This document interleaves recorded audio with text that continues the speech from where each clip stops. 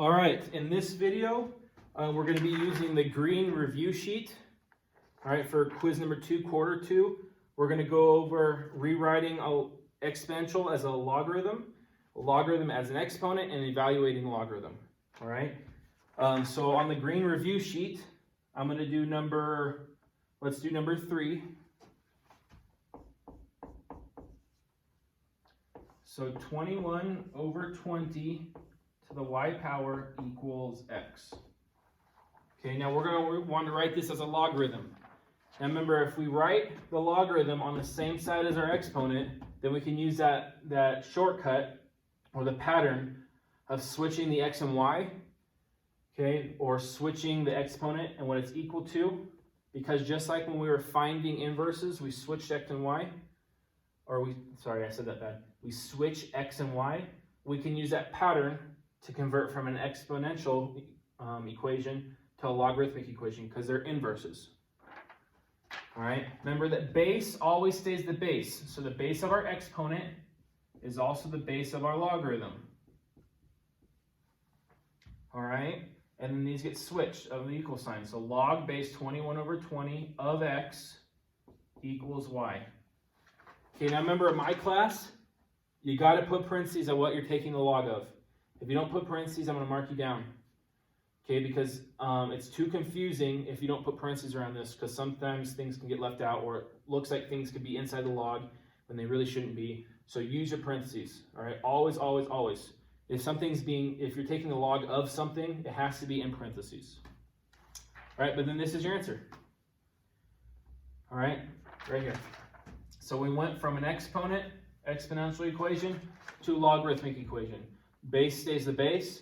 Base of the exponent is the base of the logarithm. Okay, and then these get switched across the equal sign. All right, so what was inside the exponent is now outside. What was outside the exponent is now inside the logarithm. Okay, which makes sense because they're inverse functions.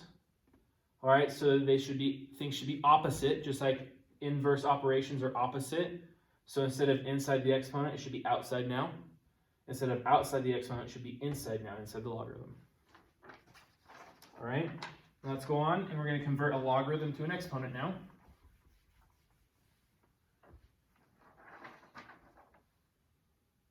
Let's do number 6. Log of y equals x. Now, I should note that sometimes, like on your paper, the software that the math teachers use to create problems, because sometimes it's really tedious coming up with problems, so we have a software that does it for us, where we can make lots and lots and lots of example problems. It doesn't put parentheses around a single term inside the logarithm, which is bad. All right, but I haven't found a way to fix it. I don't know how to do it. So for right now, it's going to look weird, but this is how it should look on number 6. Okay, now remember, if there's not a base, it's base 10. Okay, so just log is the same as log base 10. The reason for that is because our number system is base 10. We have 10 different symbols to make all of our infinite numbers. Right? We have 0, 1, 2, 3, 4, 5, 6, 7, 8, and 9. All 10 of those symbols make all of our infinite numbers. So it's base 10 system. Because that's the number system we just use in everyday life, right? If there's not a base, it's understood as base 10. All right? Remember, if it's natural log, it's log base e. Okay, e is that number. It's equivalent equivalent to 2.714, excuse me. Okay, remember it's natural log. We talked about this in class. We showed a bunch of pictures and stuff because this occurs naturally in the world. Right, our galaxy is a logarithmic spiral. Right, natural log. Seashells have a natural log spiral. Right, those pictures of girls throwing their hair back when they're in the water, right, that spiral is a logarithmic spiral. Flowers, how roses grow and how sunflower seeds grow. It grows in a logarithmic spiral. Okay, so it occurs naturally. It's naturally occurring. Right? It's not like the sunflower's like, hey, I like natural logarithms, so I think I'll grow this way. No, it just happens naturally. And that's why it's called a natural log when it's base e. All right, sorry, I'm getting off on a tangent. So to go from a logarithm to an exponent, base stays the base. Remember, this is base 10, so the base of our exponent is going to be 10. Okay, and then they switch. What was outside the log is now inside, so inside the exponent.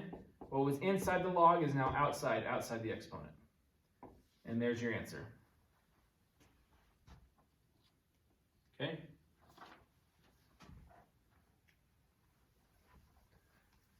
One last one.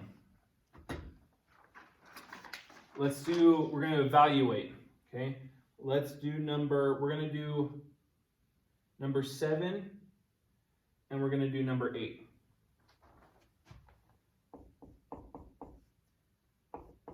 Log base 16 of 4.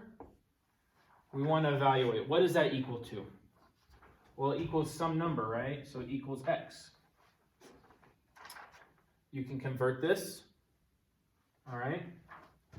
So convert it to an exponent. Base stays the base. Essentially what this is saying, if this is hard to look at, this is saying 16 to what power is 4? So 16 to some power is 4. Well, just the fact that I have a big number, I'm going to a smaller number, means I need to have a fraction as my exponent. Okay, and it's going to happen to be 1/2. Okay, 16 to the 1/2 power is the same as 16, or the square root of 16. Remember that from SM2, how to convert from an exponent to a radical. 16 to the 1/2 power is the square root of 16. Square root of 16 is 4, so x is 1/2. Okay.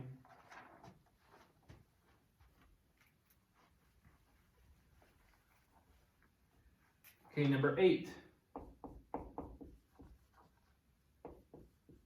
Log base 216 of -1/6.